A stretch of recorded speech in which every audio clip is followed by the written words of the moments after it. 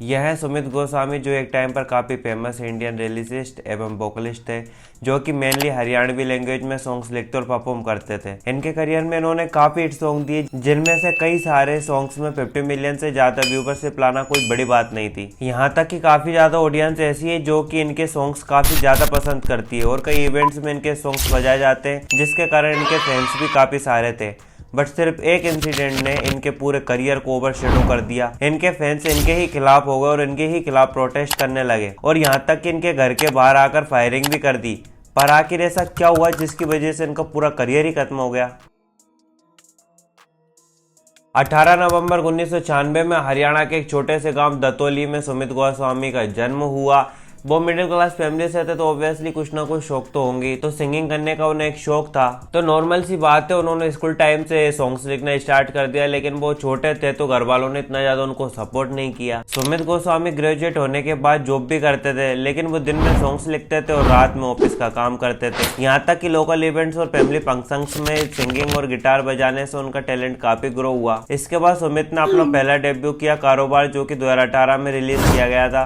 लेकिन इसको रिलीज करने से पहले उन्होंने अपनी फैमिली को नहीं बताया, लेकिन जब उन्हें पता चला तो उन्होंने सुमित को सपोर्ट करना शुरू कर दिया। कारोबार के 9 महीने बाद उन्होंने अपना अगला सॉन्ग निकाला, गैंग वॉर विद बॉबली टेरेट, और ये ऑडियो उस टाइम पर काफ़ी ज़्यादा पॉपुलर हो गया था। जिसके बाद उन्होंने इसका म्यूजिक वीडियो यूट्यूब पर रिलीज किया, जिसमें विक्की काजला भी नजर आए, और इस सॉन्ग की वजह से हरियाणा में सुमित की पॉपुलैरिटी एज ए परफॉर्मर बढ़ गई और ये सॉन्ग यूट्यूब पर काफ़ी ज़्यादा वायरल हो गया और अब इस सॉन्ग पर 140 मिलियन से भी ज़्यादा व्यूज हैं। ये उनका पहला हिट सॉन्ग था, लेकिन इस टाइम पर सुमित को काफ़ी ज़्यादा पहचान नहीं मिल पाई थी। फिर आई जनवरी 2019 जब सुमित ने लॉन्च किया सॉन्ग भोलेनाथ। ये सॉन्ग सुमित के करियर का टर्निंग पॉइंट बना। इसके बाद सुमित ने कई हिट सॉन्ग दिए, जैसे यार की शादी, टोरा, परिंदे, आर्मी जैसे सॉन्ग्स, जिसके बाद पूरे भारत में लोगों ने जानने लगे। इसके बीच एक और पॉपुलर आर्टिस्ट आया जिसका नाम था गुलजार छानीवाला, और ये भी उस टाइम पर काफी वायरल थे और उनके गाने भी काफी हिट हो रहे थे। उन्होंने जुग जुग जियो, फिल्टर शॉट, यमराज और इज्जत जैसे सुपरहिट सॉन्ग्स दिए। लोगों ने इन दोनों आर्टिस्ट को कंपेयर करना शुरू कर दिया, क्योंकि ये वही टाइम था जब ये दोनों आर्टिस्ट अपने पीक टाइम पर थे और ये दोनों आर्टिस्ट ही हरियाणवी म्यूजिक इंडस्ट्री में रूल कर रहे थे। हर पार्टी, हर इवेंट और हर शादी में इनके गाने बजा करते थे। फिर आया फीलिंग सॉन्ग, जो कि सुमित के करियर का सबसे हिट सॉन्ग बन गया, जिस पर आज के टाइम पर 633 मिलियन व्यूज हैं। लेकिन अब बात यह कि जितनी तेजी से सुमित का करियर ऊपर गया, उतनी ही जल्दी उनका करियर नीचे भी आ गया, सिर्फ और सिर्फ एक कंट्रोवर्सी की वजह से। 29 सितंबर 2020 को अमन बेसला, जो कि एक सोशल वर्कर और एक बिजनेसमैन थे, उन्होंने सुसाइड कर लिया और उन्होंने अपने सोशल मीडिया हैंडल्स पर कई वीडियोस भी छोड़ी, जिसमें से उन्होंने अपनी लास्ट वीडियो में सुसाइड नोट भी छोड़ा, जिसमें उन्होंने सुमित गोस्वामी और नेहा जिंदल को अपनी मौत का जिम्मेदार ठहराया। पर ये कैसे हुआ और आके सुमित गोस्वामी ने ऐसा क्या कर दिया था जो कोई बंदा उनके चक्कर में अपनी जान गवा बैठे? तो इसको अब हम डिटेल में समझते हैं। एक हरियाणा का बंदा लिखता है कि अमन और एक लड़की जो नेहा थी, उन्होंने 2.5 लाख का कंट्रीब्यूशन करके एक होटल शुरू किया था, बट नेहा ने हेल्पलेस होने का एक करके वहां से डिसपियर हो गई। उसने उसकी आइडेंटिटी दे दी और यहाँ तक कि उसके फादर के चेक भी साइन करके दे दिए, ताकि ये श्योर हो जाए कि वो वापस आएगी। पर जब अमन ने उससे कॉन्टेक्ट करने की कोशिश की तो वो नहीं आई और वो कुछ नहीं कर पाया। कुछ समय बाद अमन को पता चला कि वो लड़की हरियाणा के एक बड़ी कंपनी की को डायरेक्टर थी और उसका कनेक्शन सुमित गोस्वामी से था। फिर धीरे धीरे करके उनकी कैजुअल बातें वापस शुरू हो गई और उस टाइम पर अमन को उनके नए रिलेशनशिप से कोई लेना देना नहीं था, उनको अपने बस पैसे वापस चाहिए थे। लेकिन फिर उस लड़की ने दोबारा से इमोशनली नाटक किया और बोला कि अब सुमित के फादर को 5 लाख चाहिए और ये बात काफी ज्यादा सीरियस है। अमन दिल का साफ आदमी था, इसलिए उसने उसको 5 लाख रुपए दे दिए, लेकिन उस बार उसने कुछ डॉक्यूमेंट रखवा लिए सुमित गोस्वामी के अपने पास। फिर अमन को जब वापस से पैसे चाहिए थे तो अमन ने सुमित को डायरेक्टली कॉन्टेक्ट किया, पर उसके बदले में उसको गाली दी गई और यहाँ तक कि उसे धमकाया गया। हाँ, बाकी जो तेरे को करना है तू कर ले, कुछ भी हो यार, कोई फर्क नहीं पड़ता है। तो कहना मरा और छोले खाओ, मैं तो सिस्टम पारता जाया करूँगा। जो सा घनी भड़क दे, 2 बाउंसर कन मैंने पाल रखे हैं, उनसे इतने पीछे जा है, जो सा मेरे तक भड़क दे जगह में अगले बंदे इतनी भड़क दे देंगे, उनकी फैमिली तक भड़क कर देंगे। ना देखो भाई, फैमिली तक क्यों? मैं यार मैं तेरे पे थोड़ा कह रहा हूँ यार, मैं तो बस अपनी बता रहा हूँ। मेरा क्या रूल है, मैं जी हूँ आजाद, कोई मेरा टेंशन नहीं दे सकता, मेरा घर वाला भी टेंशन नहीं दे सकता। मतलब तेरी तो छोटी सी औकात है दोस्तों।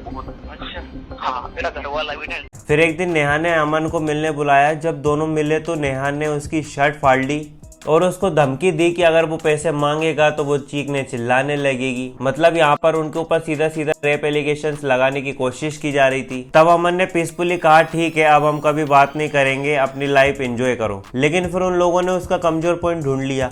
उन्होंने उससे 10 लाख रुपए मांगने शुरू कर दिए, जिस वजह से अमन डिप्रेशन में चला गया और उसने 6 वीडियो अपलोड की और उसके बाद उसने सुसाइड कर लिया। उन वीडियोस में उनका कहना था कि नेहा और सुमित उन्हें इमोशनली फाइनेंशियली तोड़ रहे हैं और उन्हें मेंटली काफी हेरेस किया जा रहा था। अमन की वीडियो वायरल होने के बाद पुलिस ने तुरंत केस रजिस्टर किया और इन्वेस्टिगेशन शुरू कर दी, जिसके बाद नेहा जिंदल और सुमित गोस्वामी के आगे इन्वेस्टिगेट करना शुरू किया।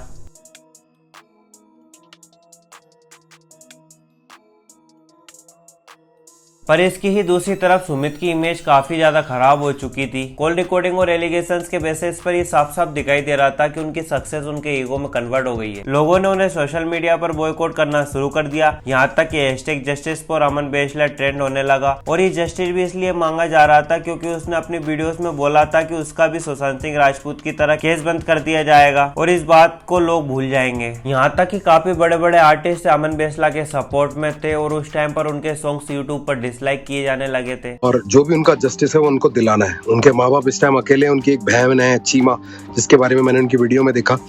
उनको ऐसा लगना नहीं चाहिए वो अकेले। यहाँ तक कि सुमित ने अपने ऊपर लगे एलिगेशंस को गलत बताने के लिए कई चीजें की, लेकिन उसके पास सॉलिड कोई प्रूफ नहीं था, इसलिए ऑडियंस और अमन के सपोर्टर्स उनके अगेंस्ट हो गए। उनकी पॉपुलैरिटी धीरे धीरे गिरती गई। सुमित के घर के बाहर फायरिंग तक हुई, इसकी वजह से उनके करियर पर बहुत ज्यादा इम्पैक्ट पड़ा। पुलिस की इन्वेस्टिगेशन भी उस टाइम पर चल रही थी, लेकिन इसके बैक एंड सुमित गोस्वामी का पूरा करियर वेनिश हो चुका था। कई सारे नए आर्टिस्ट आए जिन्होंने सुमित की जगह ले ली। इस कंट्रोवर्सी के बाद सुमित ने एक ब्रेक लिया। फिर कुछ टाइम बाद टोरा 2 भरतार जैसे सॉन्ग रिलीज किए, लेकिन उन सॉन्ग्स पर उन्हें पहले जैसा रिस्पांस नहीं मिला। और आज के टाइम पर लोगों को उनके नए सॉन्ग्स बिल्कुल भी पसंद नहीं आ रहे। लोग आज भी उनके पुराने सॉन्ग्स ही सुनना पसंद करते हैं। और जैसा मैंने आपको बताया कि उनकी वेबसाइट्स में कई सारे आर्टिस्ट आए जिन्होंने उनकी जगह ले ली और हरियाणा म्यूजिक इंडस्ट्री में कई सारे ट्रेंड और रिकॉर्ड सेट किए। अब ट्रेंडिंग पर भी सुमित के सॉन्ग्स नहीं होते और उनकी पॉपुलैरिटी काफी ज्यादा गिर चुकी है। और अभी के टाइम पर तो इंस्टाग्राम पर कुछ वियर्ड हरकतें करते नजर आते हैं या फिर कुछ इन्फ्लुएंसर के साथ रील्स बनाते नजर आते हैं। बाकी सुमित गोस्वामी की पूरी स्टोरी यही थी और जो रूमर्स थे कि वो जेल गए थे, तो ऐसा कुछ नहीं था। वो कुछ समय के लिए सोशल मीडिया से दूर हो गए थे।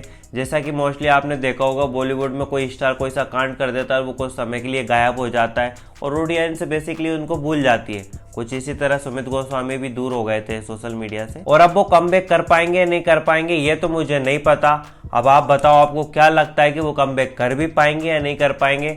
कमेंट सेक्शन में जरूर बताना। बाकी इस वीडियो के लिए बस इतना ही। अब आपको मिलेंगे एक नए वीडियो में एक नए टॉपिक के साथ। तब तक के लिए बाय।